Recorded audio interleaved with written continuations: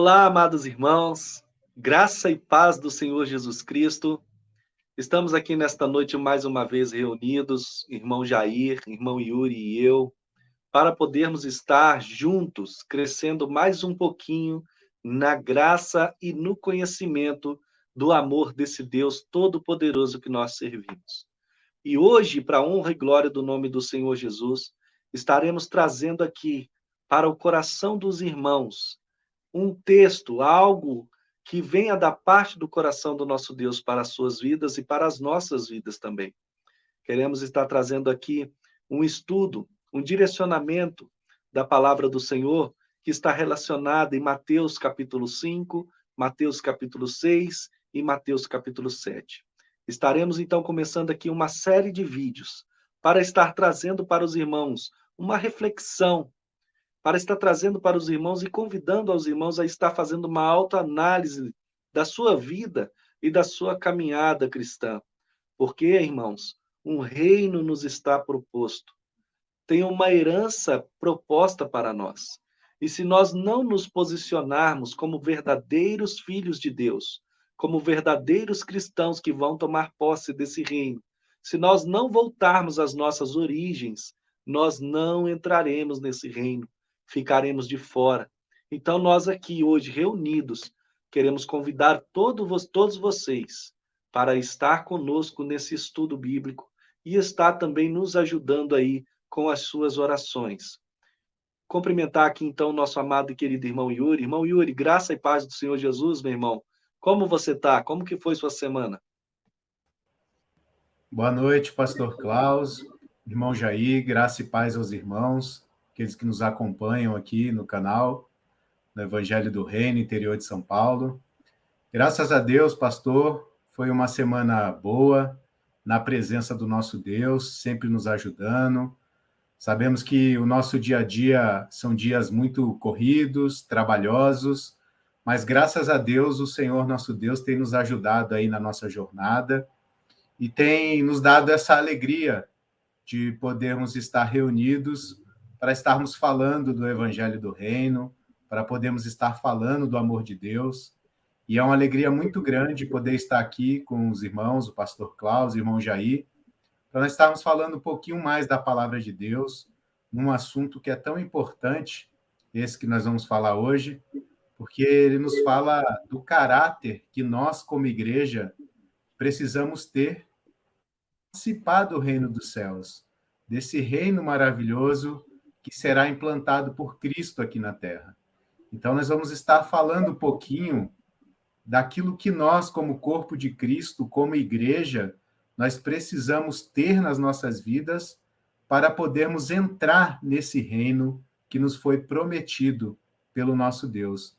Então, com a misericórdia do nosso Deus, nós estaremos aqui hoje para falarmos acerca desse assunto. Que o Senhor possa abençoar as nossas vidas aí e a vida de cada um dos nossos irmãos que vão estar nos assistindo nessa noite. Amém? Irmão Jair, graça e paz do Senhor Jesus Cristo, meu amado e querido irmão. E o Senhor, o que traz de novo para nós? Como está a sua vida? Como foi seu dia, sua semana? Fala conosco aí, irmão. Boa noite, pastor. Boa noite, irmão Yuri. Tudo bem? Hoje foi feriado, né? Muita gente hoje ficou em casa, deu aquela quebradinha na semana, ficou muito bom. Para mim, não, né? Para mim, a semana tá direta.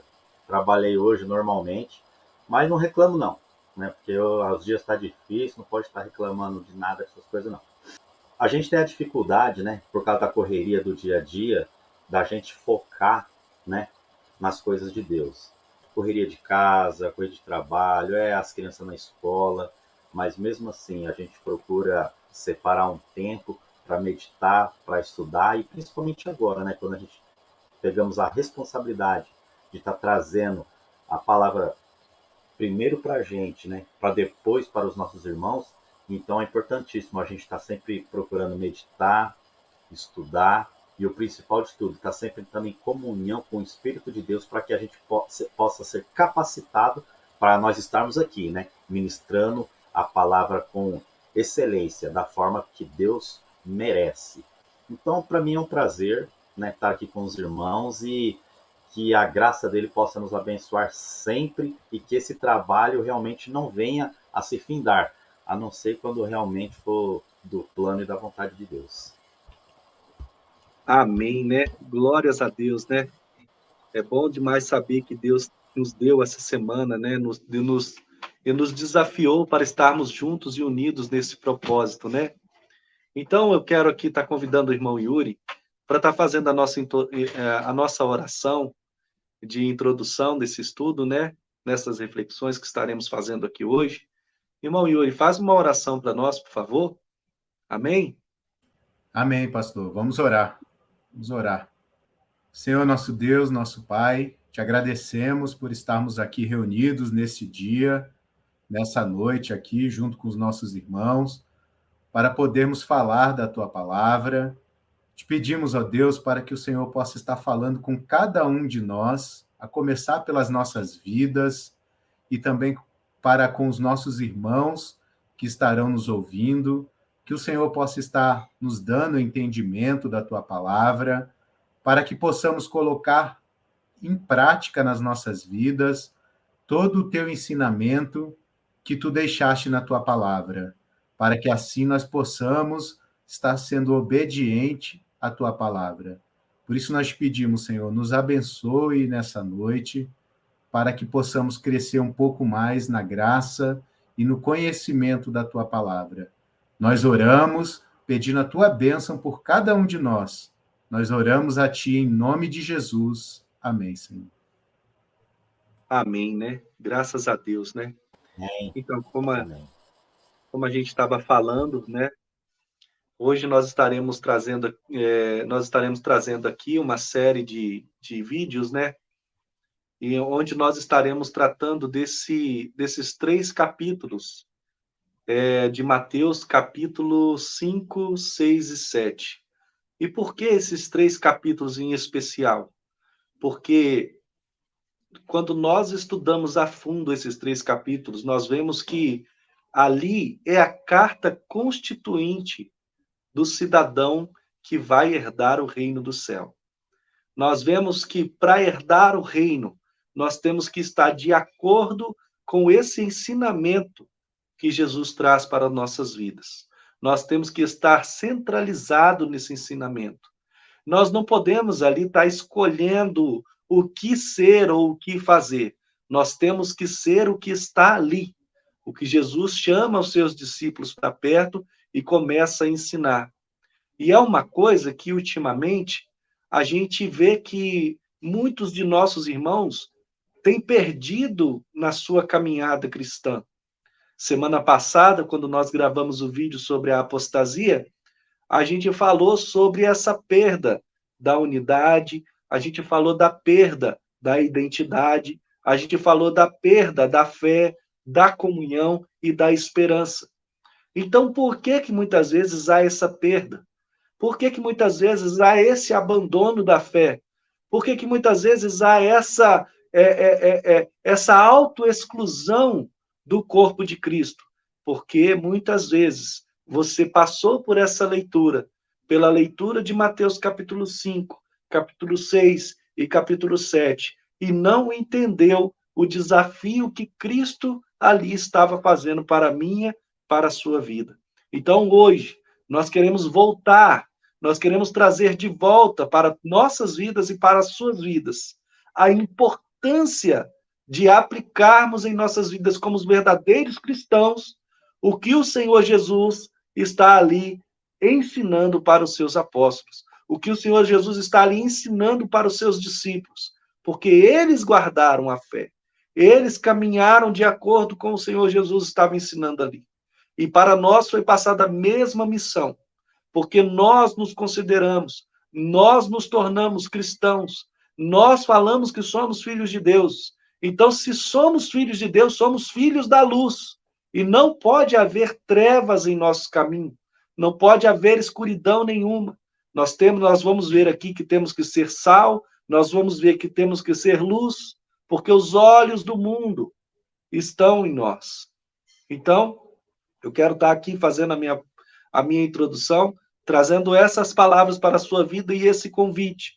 Se você vê que você se encaixa, e eu tenho certeza que você se encaixa nessa palavra que estaremos trazendo para você hoje, não endureça teu coração, meu irmão, e volte a buscar o verdadeiro Espírito, volte a buscar a unidade com Cristo, volte a buscar a comunhão com o Eterno, com o Pai Celestial, porque Ele tem um reino preparado para nós tomarmos posse desde a fundação do mundo. Antes da fundação do mundo, esse reino já estava preparado para nós. Está passando aqui para o nosso irmão Yuri também fazer aqui a sua apresentação, suas considerações iniciais, né? Irmão Yuri, fale conosco aí um pouquinho, querido. Amém, pastor. Nós podemos estar começando lendo o Evangelho de Mateus, capítulo 5. A gente vai fazer aqui a leitura aqui do texto de Mateus, capítulo 5. Nós vamos estar lendo até o versículo 12, primeiramente, e assim a gente vai comentando sobre esse ensinamento aqui do Sermão da Montanha, que é riquíssimo para nós como igreja, onde o Senhor vai nos ensinar a identidade que nós, como cristãos, que nós, como igreja, precisamos ter para poder participar do reino dos céus. Então, vou estar lendo aqui os 12 primeiros versículos e depois, assim, nós estaremos comentando os versículos aqui com essas características que nós, como igreja, nós precisamos ter. Então, vamos lá, irmãos. Vamos ler Mateus, capítulo 5, do versículo 1 ao 12, que diz assim: Vendo Jesus as multidões, subiu ao monte e, como se assentasse, aproximaram-se os seus discípulos. E ele passou a ensiná-los, dizendo: Bem-aventurados os humildes de espírito, porque deles é o reino dos céus. Bem-aventurados os que choram, porque serão consolados. Bem-aventurados os mansos, porque herdarão a terra. Bem-aventurado os que têm fome e sede de justiça, porque serão fartos. Bem-aventurados os misericordiosos, porque alcançarão misericórdia. Bem-aventurados os limpos de coração, porque verão a Deus. Bem-aventurados os pacificadores, porque serão chamados filhos de Deus. Bem-aventurados os perseguidos por causa da justiça, porque deles é o reino dos céus. Bem-aventurados sois quando por minha causa vos injuriarem e vos perseguirem, e mentindo disserem todo mal contra vós. Regozijai-vos e exultai, porque grande é o vosso galardão nos céus, pois assim perseguiram os profetas que vieram antes de vós. Amém? Amém. Graças a Deus, né? Então, aqui nós damos o pontapé inicial com as bem-aventuranças, né? Jesus falando mais que feliz, felizes, né? Felizes, bem-aventurados os pobres de espírito, porque deles é o reino dos céus. Então, felizes, né? Mais do que felizes, né? Vou estar lendo aqui uma introduçãozinha, antes de passar para o irmão Jair. Diz assim: em seu mais longo sermão registrado, Jesus começou descrevendo as características que procurava em seus seguidores. Então, a gente vê que em seu mais longo sermão, Jesus começa descrevendo as características que ele busca em seus seguidores. Chamou de bem-aventurados os que possuíam tal peculiaridades, porque Deus tem algo especial reservado para eles. As bem-aventuranças contradizem o estilo de vida da sociedade. Na última bem-aventurança, por exemplo, Jesus chega a afirmar que um esforço sério para ser justo está fadado a criar oposição. Mas, se a nossa meta é nos tornarmos parecidos com Jesus, o melhor modelo de virtude, as bem-aventuranças desafiarão diariamente o nosso modo de vida. Então a gente vê como começa a constituição do reino de Deus, trazida por Jesus. Todo reino tem a sua carta constituinte. Nosso país, por exemplo, tem a sua constituição. E o reino do céu também tem uma constituição, tem um modelo para ser seguido, tem um modelo de cidadão para se tomar posse desse reino. E Jesus vem para nos preparar. E ele é exemplo em tudo isso aqui que nós estamos lendo. Irmão Jair, a palavra está contigo, meu irmão. A gente vê aqui na introdução, né, e a gente pode concluir pode ter a seguinte conclusão. Quando Cristo começa a fazer esse discurso, a gente pode falar que esse foi o maior momento de uma instrução, tanto espiritual quanto escritural, né? Por escrito, que foi dado não só apenas para os discípulos, mas eu posso me arriscar a falar que foi dado para a humanidade. Foi uma instrução que ficou marcado na história e é a identidade, é os requisitos, né, para aqueles que querem herdar o reino de Deus. No verso 3, está lá, bem-aventurado os humildes de espírito, né, porque deles é o reino dos céus. Vamos lá. Bem-aventurado a gente já entende, né? Nós já temos esse conhecimento que bem-aventurados são felizes, né? Felizes aqueles, né? Os pobres de espírito. Aí já começa a vir aquelas indagação. O que seria pobre de espírito? Vamos dar um stand-by nessa palavrinha aqui. Porque deles é o reino dos céus. Os pobres de espírito, né, herdarão o reino dos céus.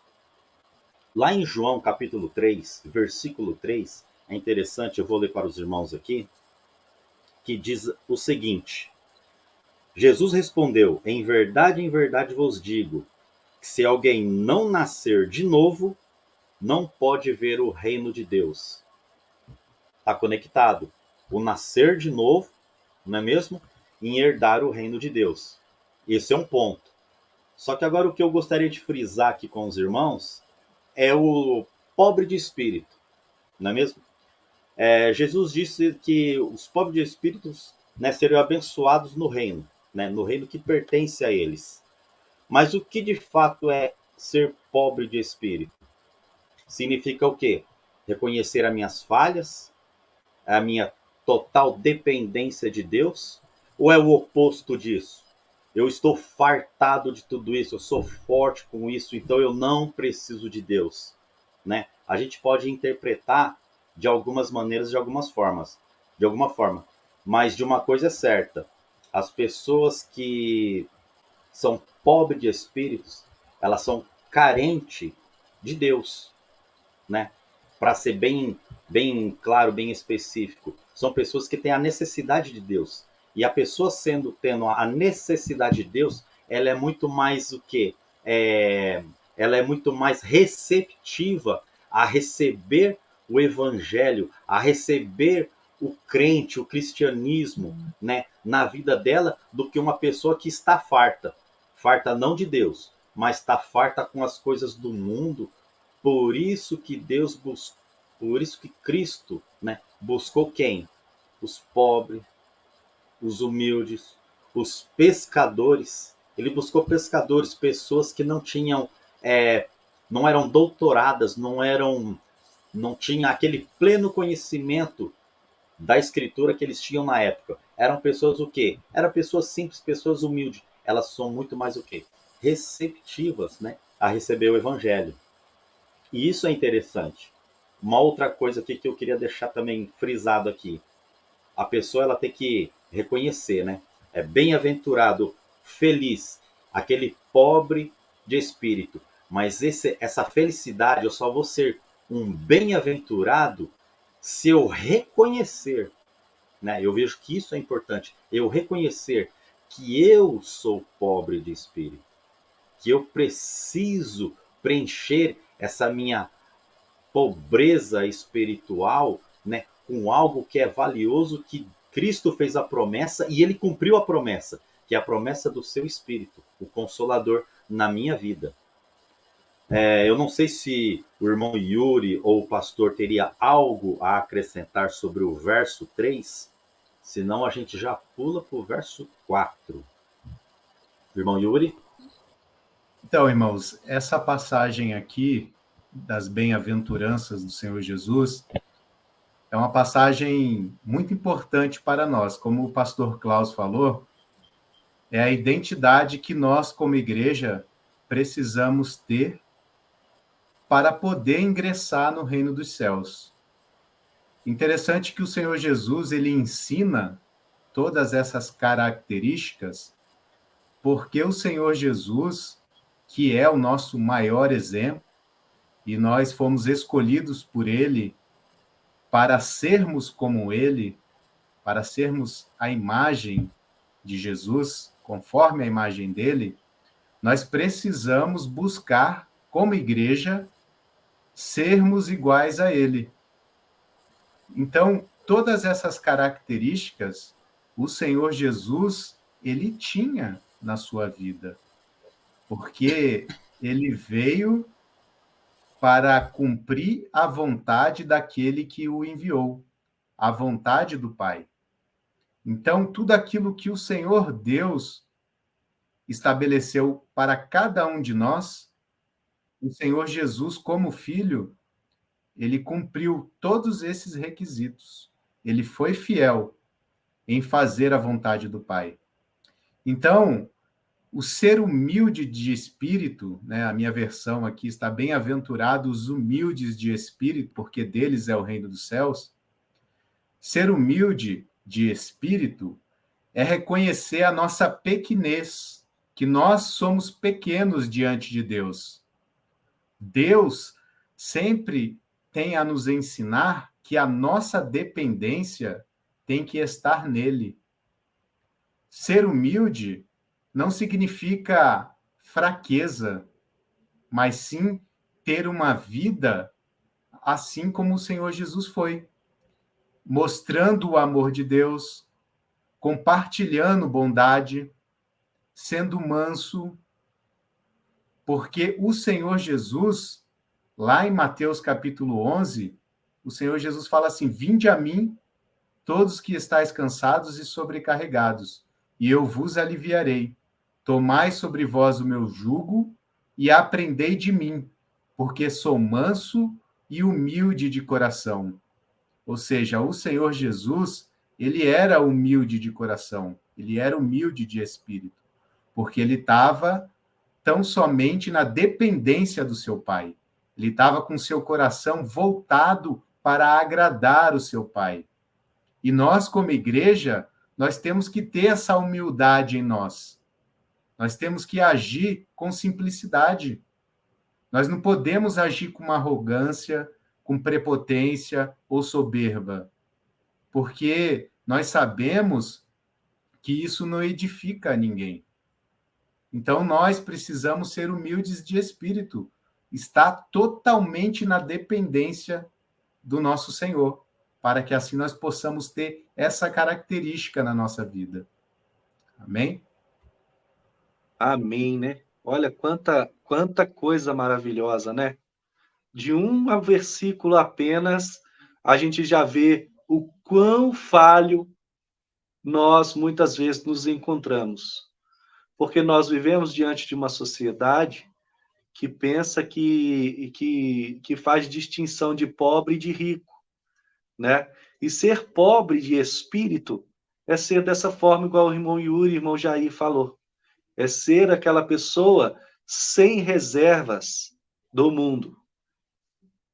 Pobre, ela não quer dizer ali, está falando de pobreza material, não quer dizer que ela é aquela pessoa igual o mundo taxa, uma pessoa que não tem nada. É aquela pessoa que ela precisa estar se completando com algo. Aí Jesus vem e fala, olha, bem-aventurados são todos vocês que são pobres de espírito. Porque você sendo uma pessoa que não é rica para si mesmo, que não pensa assim, eu já cheguei a esse patamar aqui, Então, para mim, aqui já está perfeito. Esse conhecimento que eu já adquiri, essa estrutura que eu já adquiri no conhecimento, na base, sabe, na fé, no amor, eu já tenho total entendimento. E quando a gente olha para as Escrituras, a gente vê que Jesus se deparou com pessoas assim. E Jesus, ele pende aí, justamente igual o irmão Jair falou, para a classe mais inferior.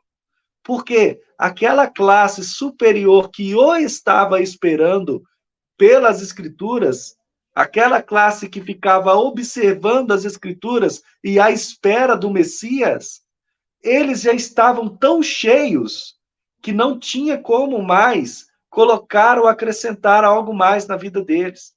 Então, nós vemos aqui logo no capítulo 3, o Senhor nos convidando a nos esvaziar de nós mesmos, ao ponto de sermos pobres, para que Ele, com o seu Espírito, nos enriqueça. Olha, uma coisa interessante, Jesus, quando começa o Sermão da Montanha, olha só, quando ele começa o Sermão da Montanha, uma grande multidão está ali. Porque ele, antes do sermão, ele já começa o seu ministério, logo no capítulo 4, e ele já começa a fazer obras, sabe? E a gente vê aqui, ó, quem estava presente ali já naquele sermão? Os fariseus. E quem são os fariseus? Fariseus é um grupo religioso judaico que defendia e obedecia aos mínimos detalhes da lei e da tradição judaica. Os fariseus eram muito influentes nas sinagogas, tá vendo? Então, eram pessoas já cheias, já ricas, espirituosas. Eles eram importantes. E Jesus não está em busca de uma pessoa já cheia e que se acha importante. Jesus está em busca de um coração que esteja sem reserva nenhuma para que ele possa enchê-lo com a verdade. Ó, ali diante do sermão também estava presente os saduceus, que é um grupo religioso judaico formado por sacerdotes provenientes das classes mais ricas. Rejeitavam a autoridade das Escrituras, com exceção do Pentateuco, e tiravam proveito dos negócios trazidos no templo, ao lado dos fariseus. Formavam um dos dois principais partidos do mais alto conselho judaico. Então, veja, eram pessoas de posição, pessoas com cargo elevado, sacerdotes, eram pessoas guardiãs de toda a lei, analisavam minuciosamente, pessoas que estavam esperando a vinda de um Messias que iria solucionar todos os seus problemas. Aí eles se deparam com Jesus começando o Sermão do Monte e trazendo para perto de ti aquelas pessoas mais simples, que são seus discípulos, que já estavam caminhando com ele, pescadores, cobrador de imposto. Ali naquele sermão também estava presente os escribas. Quem são os escribas? Intérpretes, doutores e mestres da lei. Eles enfatizavam especialmente as tradições judaicas. Muitos mestres da lei eram fariseus. Interessante que nosso maior pregador do evangelho era um fariseu, o apóstolo Paulo, né? Eu não vou falar dos herodianos, mas também tinha herodianos ali. Também junto ali estavam os zelotes. Quem eram os zelotes? Era um grupo dedicado e impetuoso, grupo de patriotas judeus determinados a dar fim ao domínio de Roma de Israel. Ou seja, os zelotes eram aquele grupo sangue no olho, eram os rebeldes, eram aqueles que faziam reboliço para tentar instigar o povo contra o Império Romano que estava ali. E qual que era o Jesus que eles estavam esperando? Não era esse Jesus aqui sentado, ensinando como ser uma pessoa feliz e uma pessoa que vai herdar um reino. E também estava presente ali os essênios. um grupo monástico judaico que praticava rituais de purificação e santidade pessoal. Os essênios, então, eram um grupo que pensava que para ser santo, que para alcançar a santidade, eles tinham que se abster do povo, tinham que se separar do povo. Então, Jesus estava tratando ali no sermão com essas pessoas. Por isso que ele começa o sermão direcionando aos seus apóstolos que estavam famintos, sedentos. A gente vai ver mais para frente de fome e sede de justiça. E os apóstolos estavam, os discípulos estavam assim, com fome. Mas não com fome da palavra que eles ouviam sair da boca dos fariseus. Não com fome da palavra que eles viam sair da boca dos fariseus. Sabe? Eles estavam com fome de uma palavra que ia trazer para eles esperança. Eles estavam com fome dessa palavra. Aí nós vemos Jesus falando, bem-aventurados os pobres de espírito.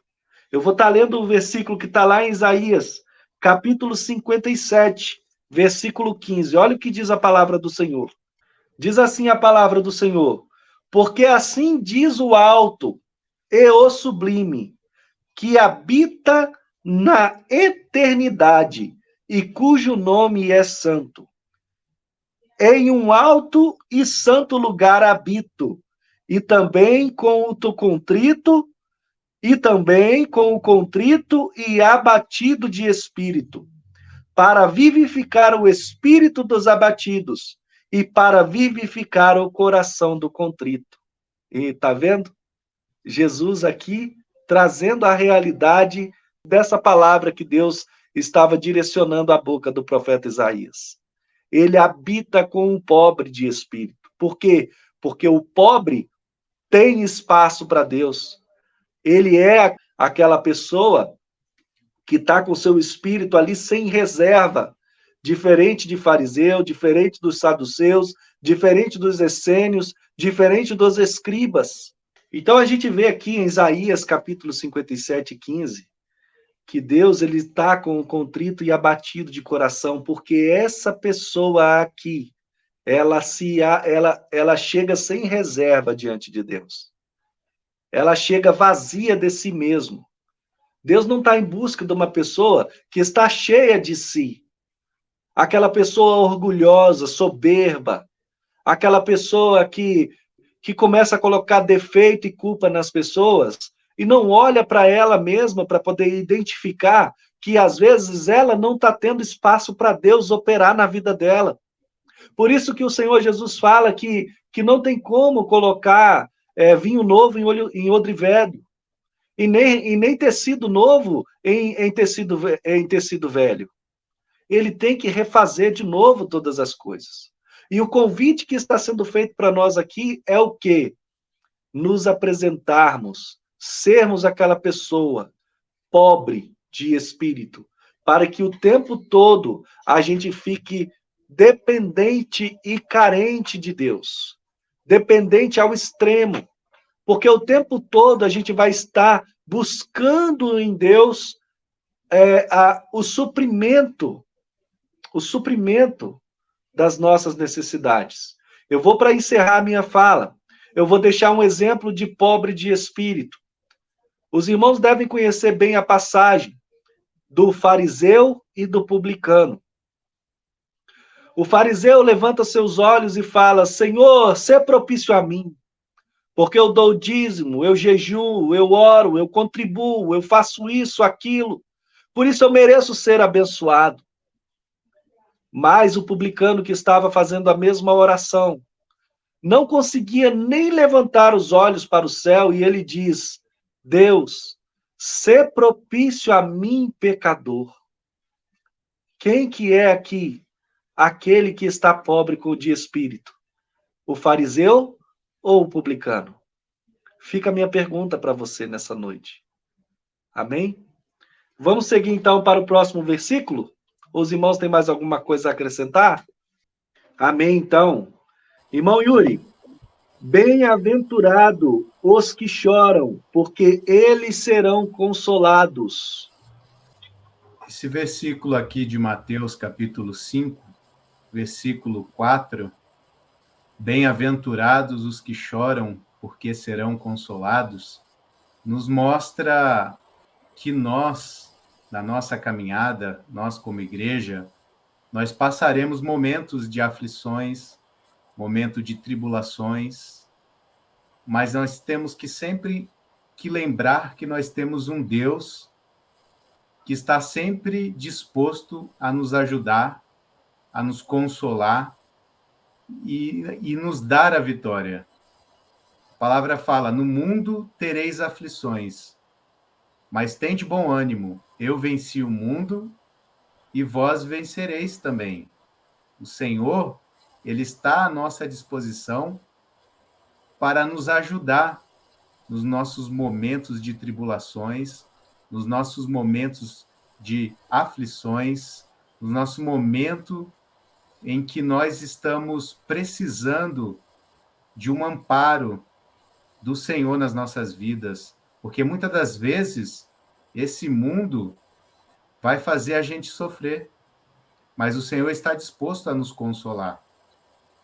E é interessante que nesse versículo eu consigo já enxergar a promessa que o Senhor ele trará no seu reino. O santuário de Deus estiver habitando com os homens. Lá em Apocalipse, capítulo 21, versículo 3 e 4, a palavra fala assim: então ouvi grande voz vinda do trono, dizendo: eis o tabernáculo de Deus com os homens. Deus habitará com eles. Eles serão povos de Deus, e Deus mesmo estará com eles. E lhes enxugará dos olhos toda lágrima, e a morte não existirá. Já não haverá luto, nem pranto, nem dor, porque as primeiras coisas passaram. Então, nós estamos vendo que todo o sofrimento que nós passamos aqui neste mundo, um dia terá fim. Nesse reino dos céus, que será estabelecido por Cristo aqui na terra.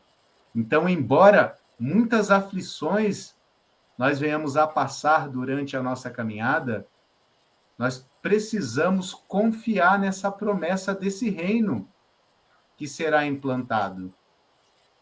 E é por isso que nós, como igreja, precisamos ansiar a vinda desse reino. O Senhor Jesus, ele nos ensinou para orarmos pela vinda do seu reino. E a palavra está nos dizendo que o Senhor enxugará dos nossos olhos toda lágrima. Então, feliz são os que choram, porque um dia nós temos a promessa de adentrarmos nesse reino dos céus, fazemos parte desse reino de Cristo que será estabelecido, e o Senhor Deus, após os 1000 anos, o tabernáculo de Deus estará com os homens, habitando para sempre. Irmãos, olha que promessa grandiosa, olha que promessa maravilhosa. Todo sofrimento que nós passamos aqui não é para sempre, é por um momento breve. A nossa esperança não pode estar voltado para as coisas desta vida. Nós, como igreja, nós temos que estar esperando nas riquezas do mundo vindouro, desse reino maravilhoso de justiça que será implantado aqui na terra. Então, que nós possamos confiar no Senhor, mesmo nos momentos em que nós choramos, mesmo nos momentos em que nós sofremos, nós temos que ter a certeza que brevemente nós tomaremos posse desse reino maravilhoso e o Senhor enxugará dos nossos olhos toda a lágrima. Que nós possamos crer e confiar e termos a esperança que brevemente nós entraremos nesse reino maravilhoso, o reino dos céus.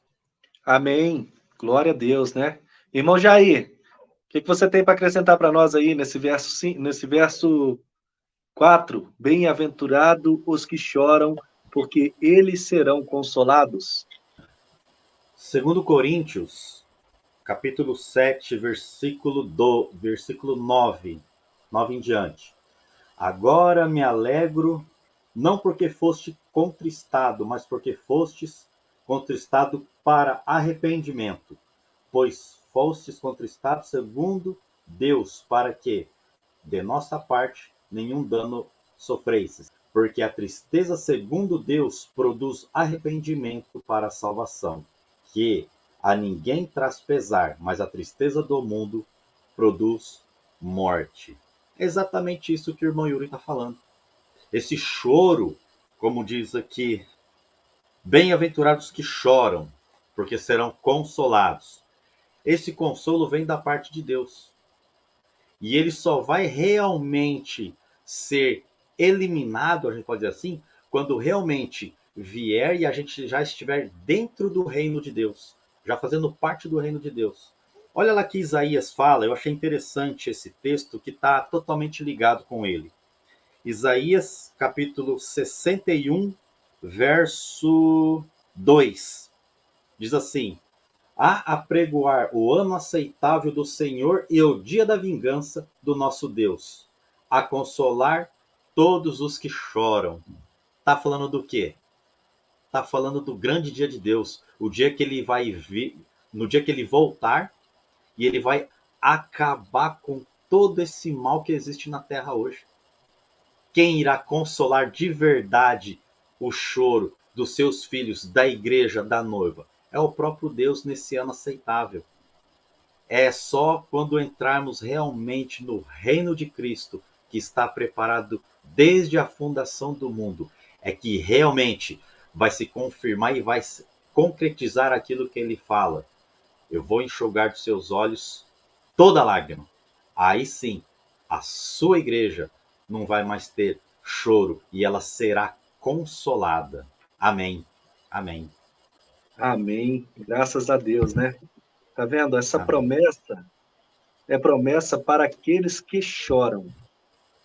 Mas chorar em que sentido? Chorar de angústia? Chorar de dor? Chorar de tristeza? Quem são esses que choram? Bem-aventurado os que choram, porque eles serão consolados. Meus irmãos trouxeram aqui já a palavra do consolo.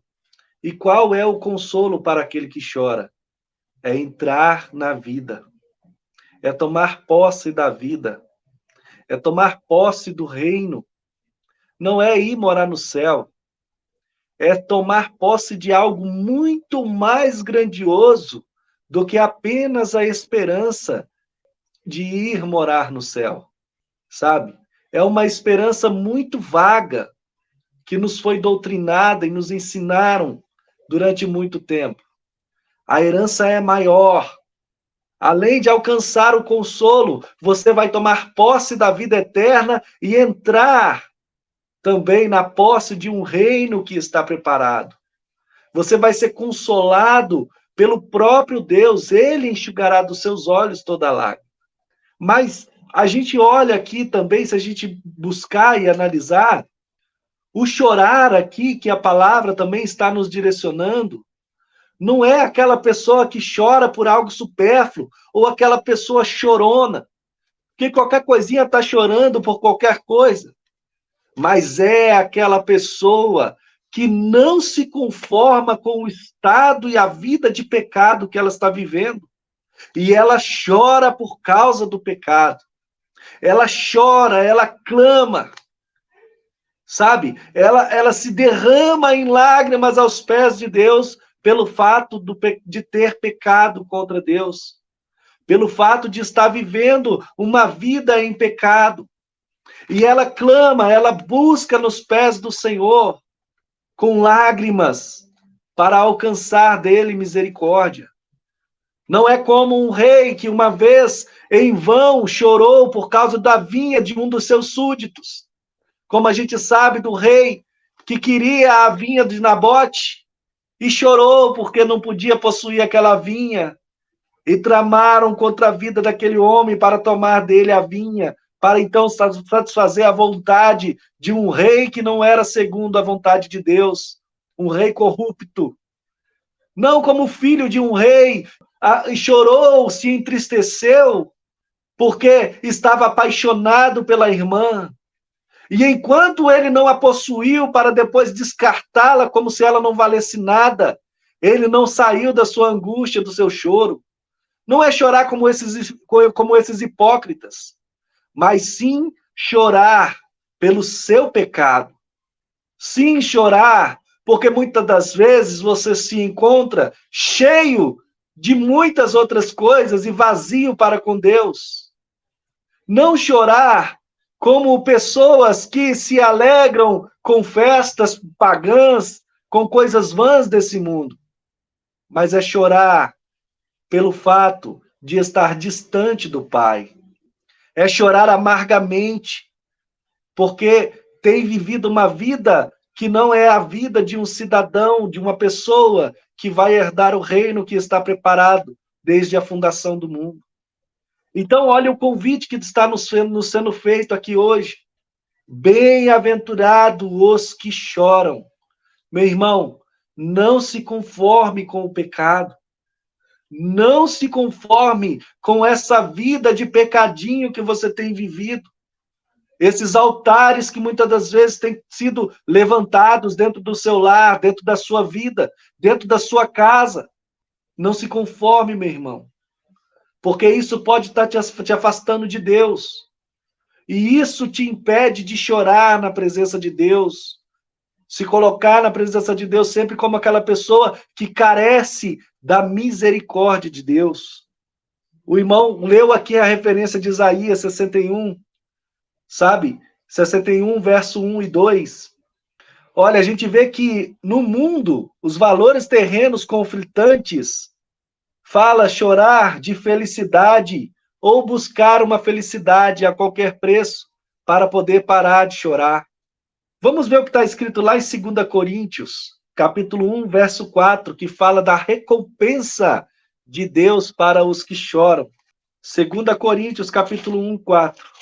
Diz assim a palavra do Senhor, que nos consola em toda a nossa tribulação, para que também possamos consolar os que estiverem em alguma tribulação, com a consolação com que nós mesmos somos consolados por Deus. Aleluia! Está escrito aqui no contexto, bendito seja o Deus e Pai de nosso Senhor Jesus Cristo, o Pai das misericórdias e o Deus de toda consolação, que nos consola em toda a nossa tribulação, para que também possamos consolar os que estiverem em alguma tribulação, com a consolação com que nós mesmos fomos consolados por Deus. Olha que maravilha. A tribulação também produz choro, sabe? Igual os irmãos já falaram aqui, seremos vitoriosos, queridos. Mas o Senhor nos convida também a não chorar apenas como pessoas que sofrem nesse mundo, ou que perdeu um ente querido, ou que está contente, alegre por alguma realização. Mas o Senhor nos convida também a chorar pelo nosso pecado e a não se conformar com ele.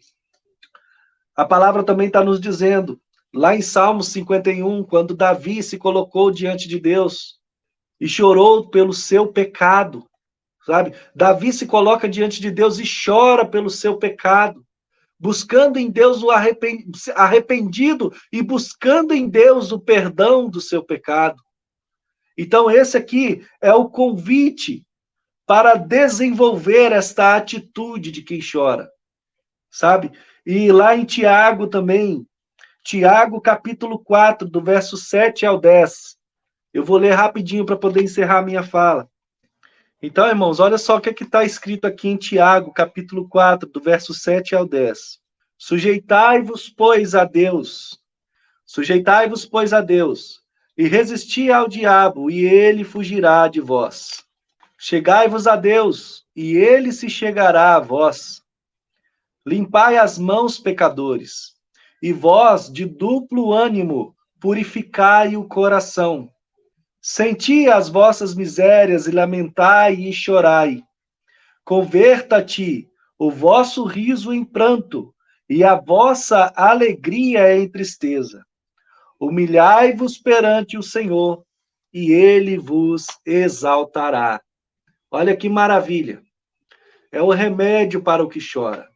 É se humilhar diante da presença de Deus, para que no futuro possa ter dos olhos toda lágrima enxuta, para que no futuro possa receber o reino por herança que nos está preparado. Veja que o sermão da montanha, ele é contraditório a tudo que o mundo nos fala, a tudo que o mundo nos ensina. O mundo fala para a gente se alegrar a qualquer custo, mas já Jesus, ele fala para que a gente chore. Chore por causa dos nossos erros. Chore por causa das nossas falhas. Chore por causa do nosso pecado, para que então possamos alcançar de Deus a misericórdia. Amém? Irmão Yuri, continua aí, por favor. Amém, pastor. Amém, irmãos. Então agora nós podemos passar para o versículo 5 de Mateus, capítulo 5, que nos diz assim: Bem-aventurados os mansos, porque herdarão a terra. Esse versículo é muito interessante, porque ele está nos dizendo que felizes são aqueles que são mansos, porque herdarão a terra. Interessante que o versículo aqui, ele não está falando que os mansos herdarão os céus. O versículo está dizendo que os mansos herdarão a terra. Então, esse sermão da montanha, que o Senhor Jesus está dando um grande ensino para nós como igreja, ele nos fala do reino dos céus. Mas quando nós falamos de reino dos céus, ele está falando da origem, de onde virá o reino. O reino não será no céu. O reino é dos céus, é a origem, de onde virá o reino. Por isso, como eu falei aqui mais cedo, o Senhor Jesus nos ensina na oração do Pai Nosso para orarmos pela vinda do seu reino. Venha a nós o teu reino. Então, o reino dos céus, ele é escrito aqui no Evangelho de Mateus. Nos outros evangelhos, quando é falado do reino dos céus, consta reino de Deus. Isso é interessante porque o livro de Mateus, ele foi escrito direcionado para os judeus. Isso não significa que o evangelho de Mateus é somente para os judeus. É para a igreja, para todos nós. Mas, especificamente, ele foi escrito voltado para os judeus. E os judeus, eles levam muito a sério falar o nome de Deus, pronunciar o nome de Deus. Então, eles não usam à toa o nome de Deus. Então, como era um livro que era para alcançar os judeus, ali, Mateus, ele escreve o Evangelho de Mateus, e quando é falado do reino de Deus, ele escreve reino dos céus, porque realmente é reino dos céus, porque é um reino celestial, um reino que virá do céu. Inclusive, aqui no nosso canal, nós temos vídeos explicando a origem, né, do reino de Deus, que é um reino que virá dos céus. E também temos um vídeo falando sobre o território do reino de Deus, que será a terra. Então, bem-aventurados e mansos, porque herdarão a terra, está falando exatamente de uma característica que nós, como igreja, nós temos que ter na nossa vida para que nós possamos herdar a terra, porque o reino de Deus, ele será estabelecido aqui na terra. Na vinda do Senhor Jesus, o Senhor Jesus, ele se assentará no trono de Davi, e Davi, ele reinou aqui na terra, e o Senhor Jesus reinará aqui na terra, a partir de quando ele voltar para reunir os seus eleitos, a sua igreja, o Senhor Jesus estabelecerá o seu reino aqui na terra. E é exatamente por isso que esse versículo fala que os mansos herdarão a terra. E a mansidão é uma qualidade daquele que é temente a Deus, daquela pessoa que ela é humilde a ponto dela ser doutrinada por Deus. Aquele que é manso, ele possui, né, atributos para que possa seguir o Senhor Jesus e os seus ensinamentos. Porque fala daquele que é uma pessoa que é submisso a Deus. Como nós falamos aqui, uma pessoa que é temente a Deus. Então, a mansidão, ela faz parte do fruto do Espírito. O fruto do Espírito, nós podemos ver lá em Gálatas, capítulo 5, versículo 22 e 23, que nos fala assim: mas o fruto do Espírito é amor, é alegria, paz, longanimidade, benignidade, bondade, fidelidade, mansidão, domínio próprio. Contra essas coisas não há lei. Então, a mansidão, ela é fruto do Espírito. Então, quando nós nascemos de novo e recebemos o Espírito de Deus, o Espírito Santo de Deus nos leva a sermos mansos, porque isso é um requisito que nós, como igreja, precisamos ter como característica na nossa vida, a começar por nós que estamos falando aqui. Nós precisamos ser temente a Deus e humilde ao ponto que Deus possa nos dar essa mansidão, porque nós precisamos demonstrar amor para com os nossos irmãos, para com o nosso próximo. Nós precisamos ter o fruto do Espírito nas nossas vidas, porque é um requisito para nós adentrarmos, para nós tomarmos posse desse reino que será estabelecido na terra. Então, a palavra está nos dizendo que aqueles que têm mansidão, que aqueles que são mansos, herdarão a terra. Então, vamos dar lugar para que o Senhor possa trabalhar isso nos nossos corações, nas nossas vidas, para que assim o Espírito de Deus, o Espírito de Cristo que habita em nós, possa estar gerando essa mansidão, porque nós precisamos ter essas qualidades que o Senhor Jesus, como nosso maior exemplo, ele tinha na sua vida, para que assim possamos herdar esse reino maravilhoso do Senhor, para que nós possamos herdar a terra. Amém, meus irmãos?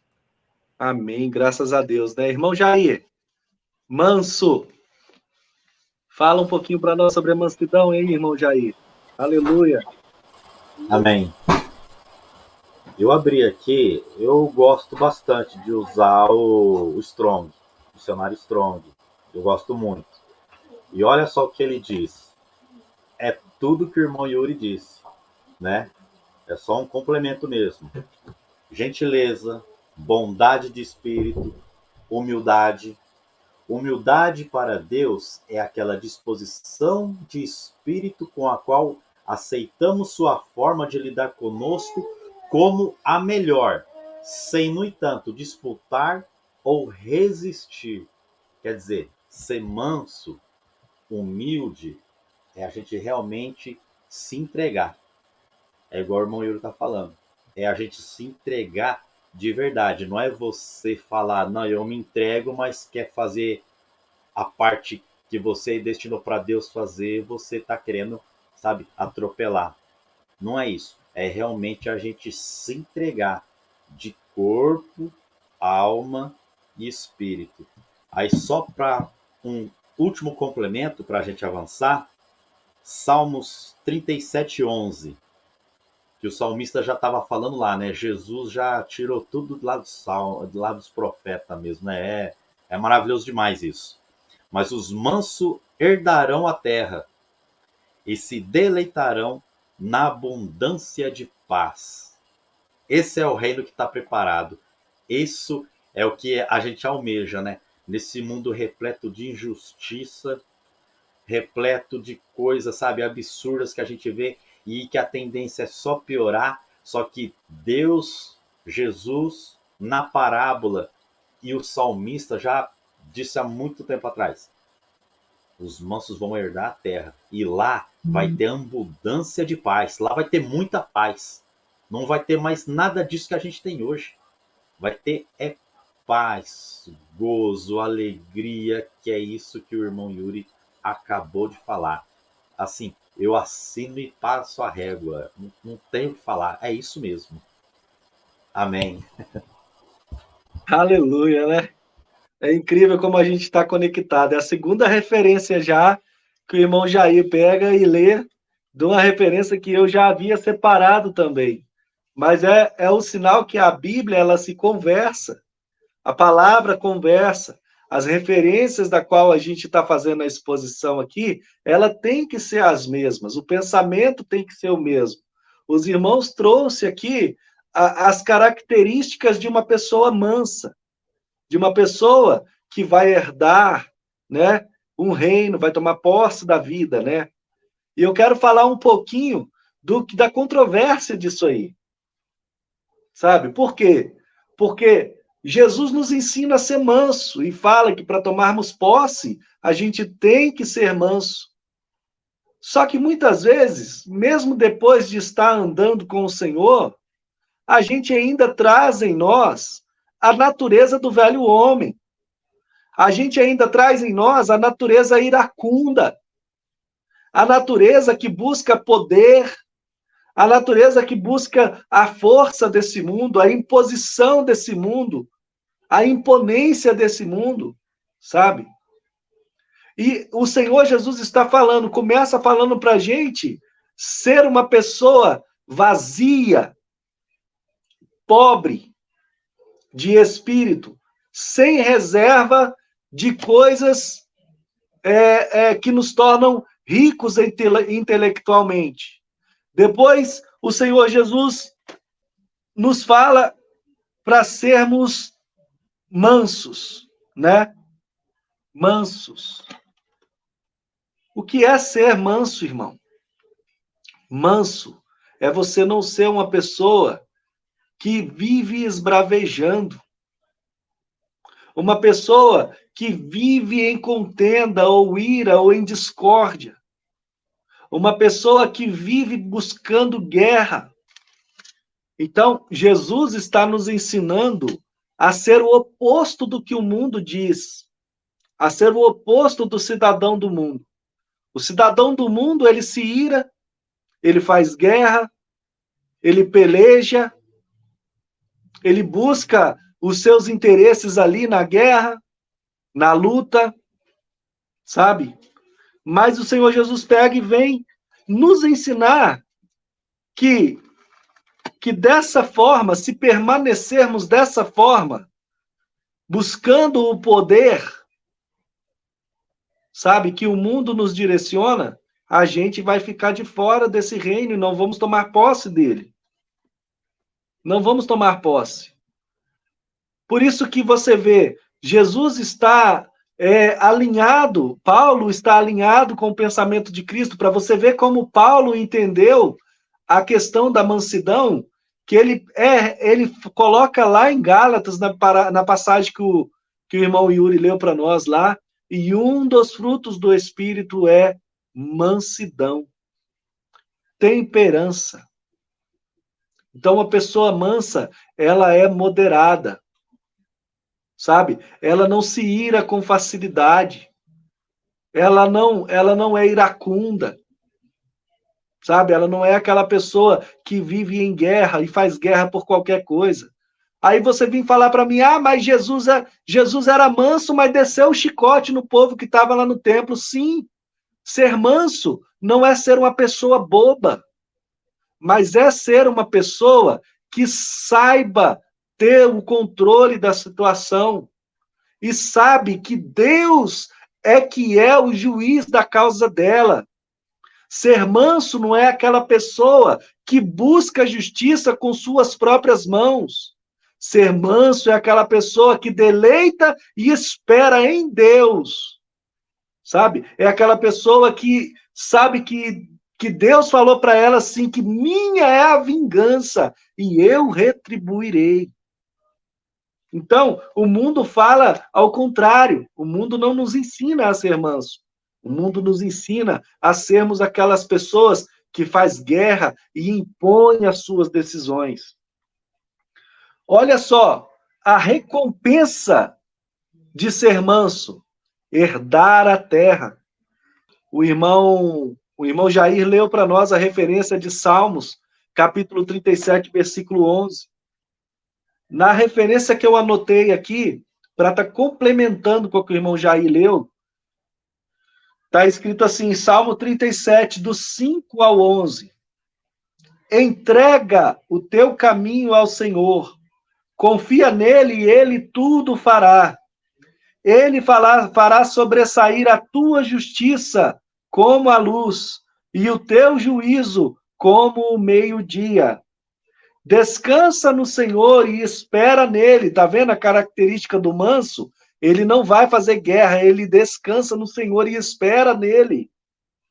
Não te indignes por causa daquele que prospera em seu caminho, por causa do homem que executa astutos intentos.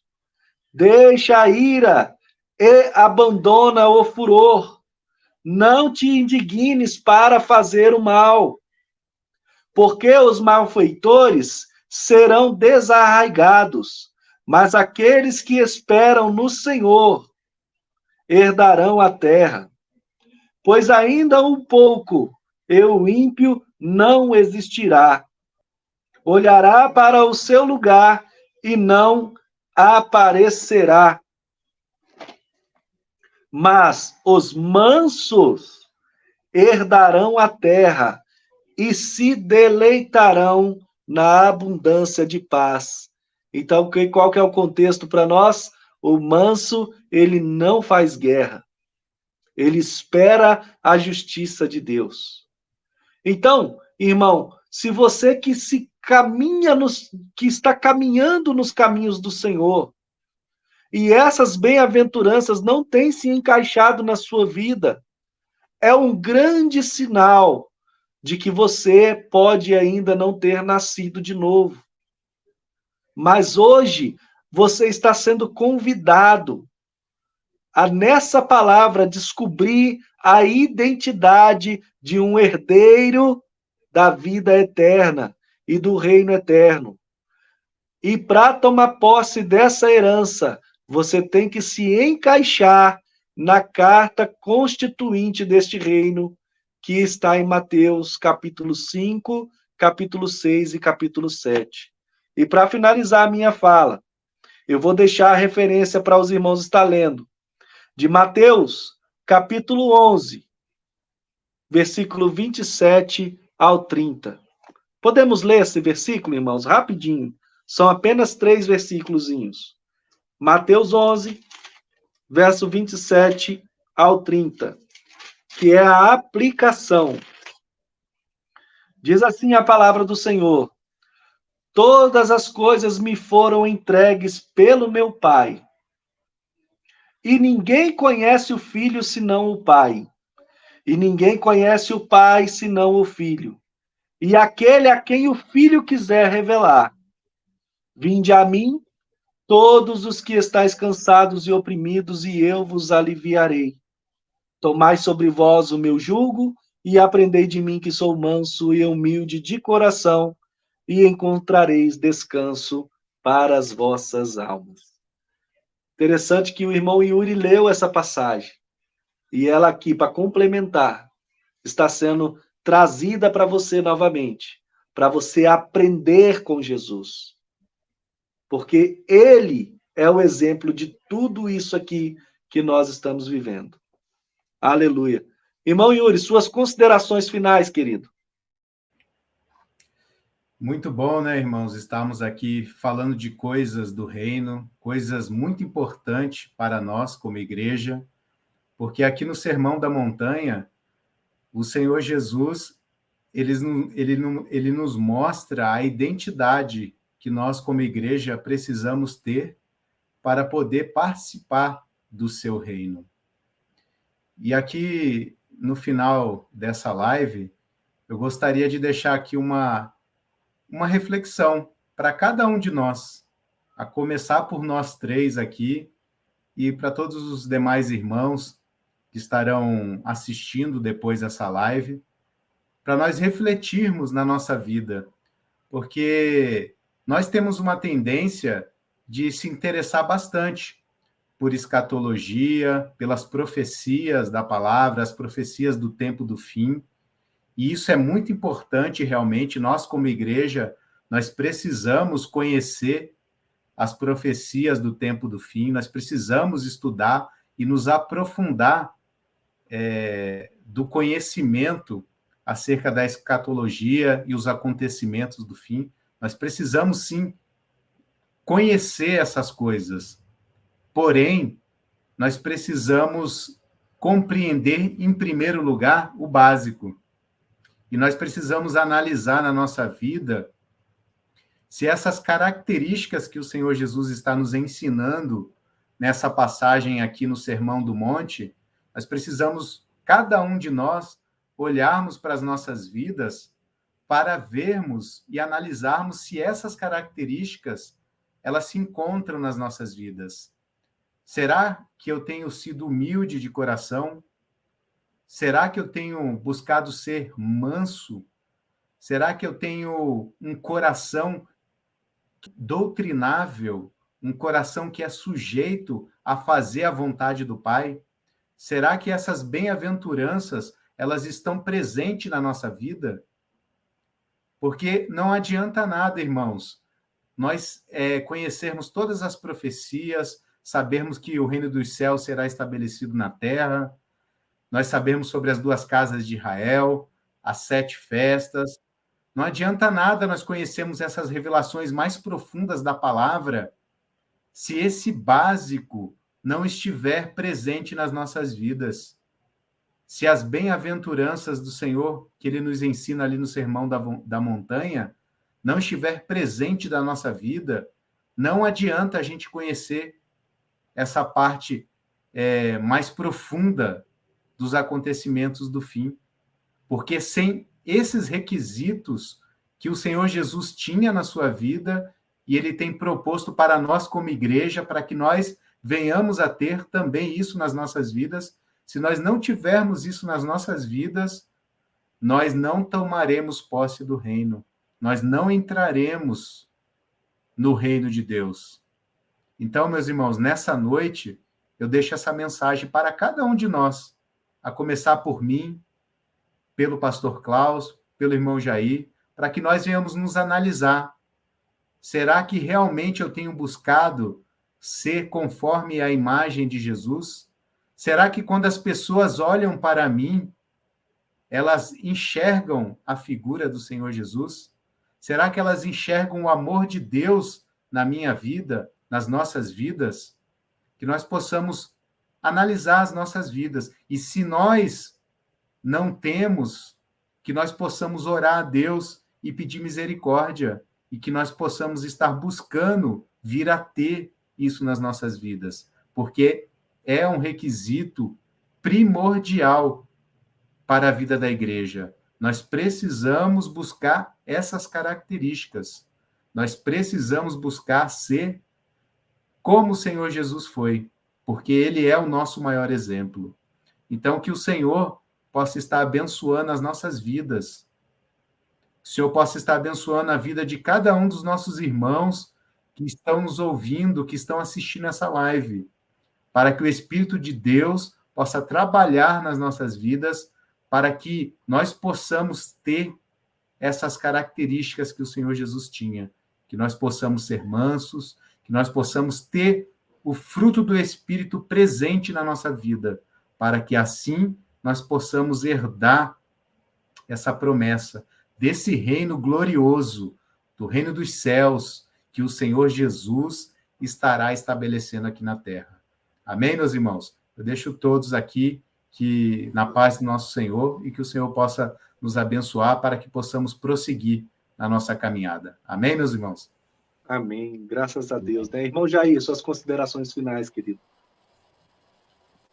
Jesus, quando ele veio, né, para o seu, ele veio e ele quebrou muitos tabus, quebrou paradigmas, né, inversão de valores, e o Sermão da Montanha, as bem-aventuranças, é uma prova disso, né?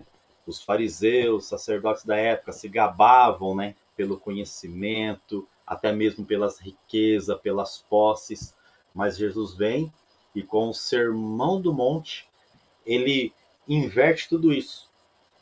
Ele chama os pobres, os mansos, os humildes, os perseguidos.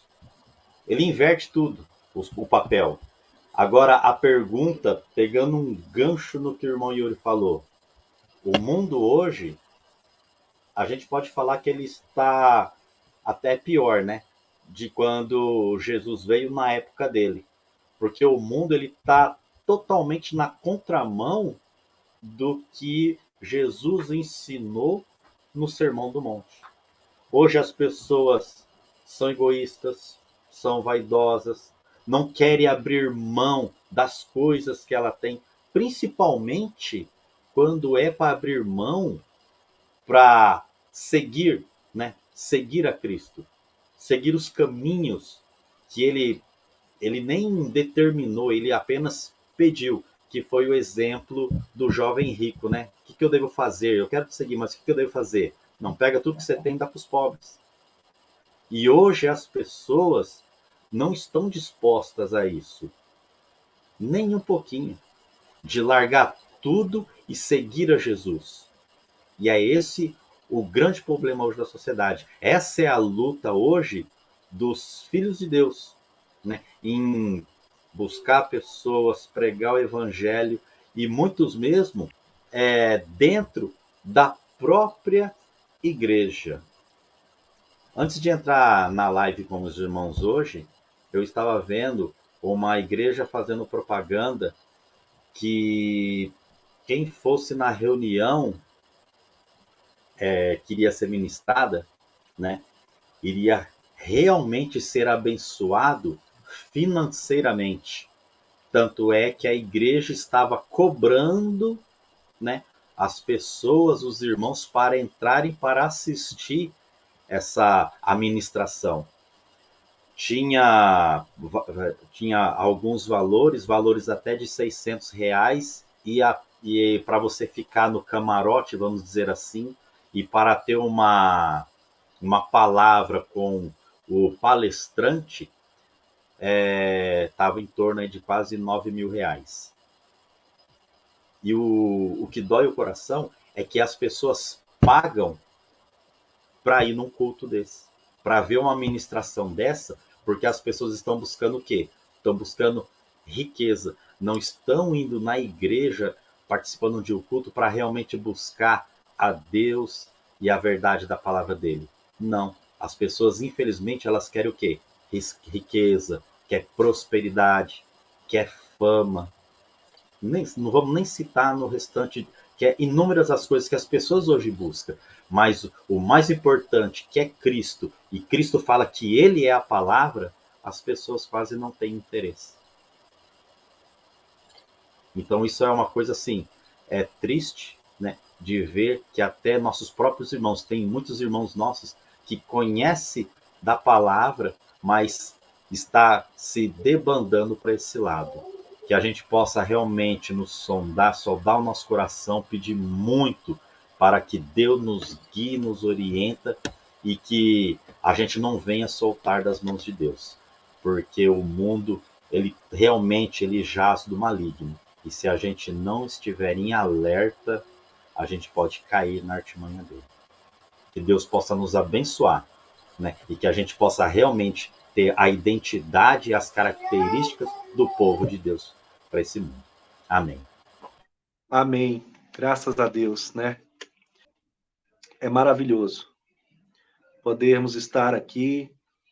Poder de graça está sendo usado pelo Deus Todo-Poderoso para trazer para você e para nós também essa palavra de restauração, esse convite a um reatar de aliança com Deus. Nós não estamos aqui hoje querendo aparecer, irmãos. Nós não estamos aqui hoje querendo virar estrelas da internet. Tanto é que esse canal, ele não tem um dono. Ele faz parte de um grupo de irmãos com quem nós nos reunimos todas as quartas e sábados. Nos reunimos como igreja, ainda que disperso, ainda que cada um na sua cidade aqui do interior de São Paulo. E você que vai estar nos assistindo, talvez esteja no Rio Grande do Sul, no Rio de Janeiro, ou até mesmo nos países nos países fora do nosso continente. E eu quero dizer para você, a restauração, ela começa pela casa, pelos da casa. Então, se hoje você está sendo desafiado a retroceder o caminho por onde você já passou, retroceda. Volte ao lugar onde você tem caído, onde você caiu. Se arrependa e levante. Se esvazie.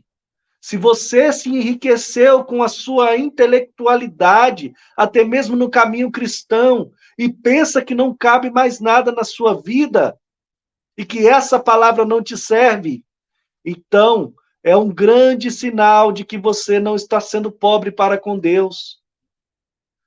Veja que quando Deus chama aquele jovem rico para segui-lo, quando Jesus chama aquele jovem rico, Jesus fala: se esvazie das suas riquezas, para que então você possa possuir um tesouro, um verdadeiro tesouro, que está nos céus, que virá dos céus. A gente vê o convite, então, para sermos vazios de espírito, pobres, porque sendo pobres de espírito, estaremos o tempo todo nos pés do Senhor para sermos cheios. Pai, dai-nos mais do teu espírito. Pai, dai-nos mais da tua graça. Pai, dai-nos mais do teu amor. Pai, dai-nos mais da tua unção. Pai, preciso de ti. Essa é a característica de um pobre. Depois a gente vê os que choram.